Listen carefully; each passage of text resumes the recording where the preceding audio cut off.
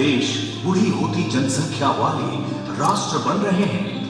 भारत 2020 तक दुनिया का सबसे युवा देश बनने जा रहा है। भारत में दुनिया की सबसे बड़ी युवा आबादी है, जो कि जीवंत है, उत्साही है, गतिशील है और सबसे ऊपर हमारे देश का सर्वाधिक कीमती मानव संसाधन भी है। अब परिस्थितियां बदल रही है। बदलाव के नेपथ्य में सरकार की पहल, सहयोग और दूरदर्शितापूर्ण नीतियां काम करने लगी हैं।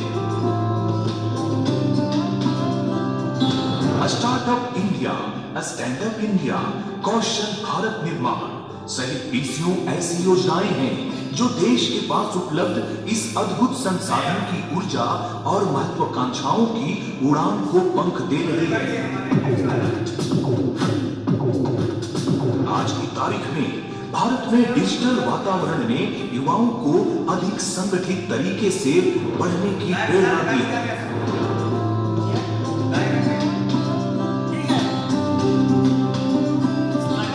प्रौद्योगिकी का साथ पाकर युवाओं की शक्ति उद्यमशीलता में परिवर्तित हो रही है।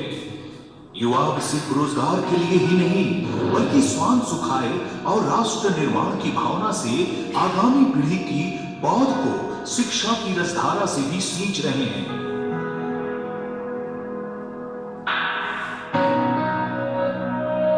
युवा आज खुद स्वावलंबी बन रहे हैं और दूसरे युवाओं को भी रोजगार उपलब्ध करा रहे हैं। स्टार्टअप और डिजिटल इंडिया के योग ने युवाओं को अपने विचारों को अमली जामा पहनाने का साहस प्रदान किया है। पीआईटी मेसरा रांची के शशि गुप्ता इसकी मिसाल भी हैं। केमिकल इंजीनियरिंग के फाइनल ईयर के छात्र शशि गुप्ता ने येलो क्राफ्ट की स्थापना की। येलो क्राफ्ट के लिए जरूरी सामानों की पूर्ति करने के क्रम में यहाँ होने वाली असुविधाओं ने शशि को कुछ नई शुरुआत करने के लिए प्रेरित किया। जब मैं कॉलेज में आया तो स्टार्टअप के कल्चर को समझा, फिर मैंने सोचा कि अपने पैशन को अपना करियर बनाया है, इसलिए मैंने उसको अपने बिजनेस में कन्वर्ट करने का सोचा। और जब मैं येलो क्राफ्ट को चला रहा था तो फिर मैंने सिचुएशन फेस की कि जैसे कोई भी सामान का ज़रूरत होता है तो मुझे बार बार रांची जाना पड़ता है। तो सर मैंने सोचा कि जब मुझे जाना पड़ रहा है तो मेरे सारे दोस्तों को भी जाना पड़ सकता है। तो मैंने सोचा कि एक सोल्यूशन बनाया जाए जो सबका एक प्रॉब्लम सॉल्व करे, रांची ना जाना पड़े। येलो क्राफ्ट के लिए जरूरी वस्तुओं की उपलब्धता की जहदोजहद ने डिलीवर माई ऑर्डर का रास्ता भी प्रशस्त कर दिया।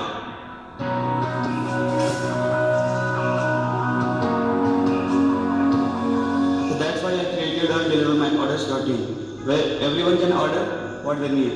So basically अभी हमारा टारगेट है कि जो स्टूडेंट्स का डेली नीड्स है, जो बीआईटी में रह रहे हैं, जैसे उनका प्रिंटिंग का काम हो गया, उनका डेली नीड्स हो गया, केक्स हो गया बर्थडे के लिए, और जो भी मतलब डेली लाइफ में रोज काम आता है उसको हम सॉल्व कर रहे हैं। उसके लिए किसी को रांची नहीं जाना पड़ रहा है। वस्तुतः स्टार्टअप का एक स्वरूप है कि ऐसी चीज की शुरुआत जो पहले कभी सोचा ही न गया, और दूसरा स्वरूप कुछ ऐसा है कि व्यक्ति पहिया का दोबारा आविष्कार करना नहीं चाहता, लेकिन पहिए को नए तरीकों से घुमाने का आइडिया वो जानता है।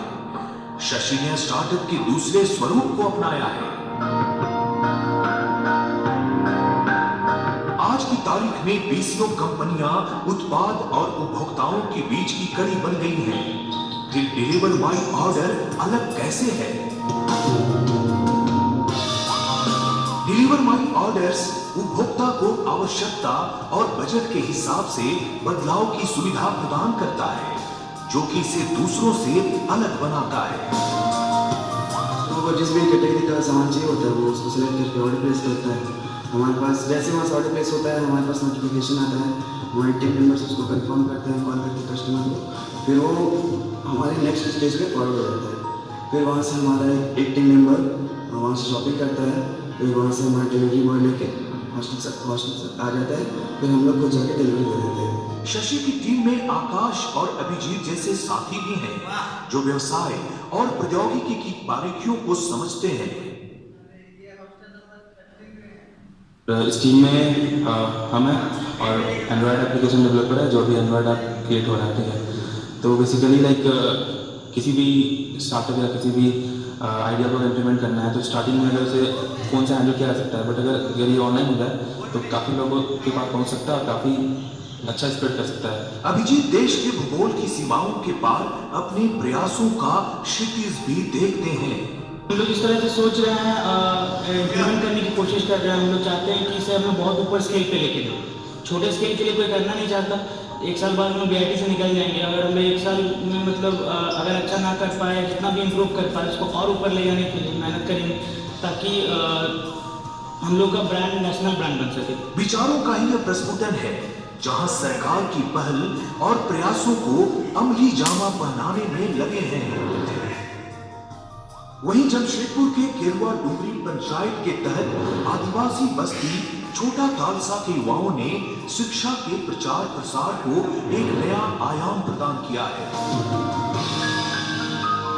यहाँ बच्चे बूढ़े सभी छोटी छोटी समूहों में न्यूक्लियर स्कूल के माध्यम से शिक्षा प्राप्त कर रहे हैं।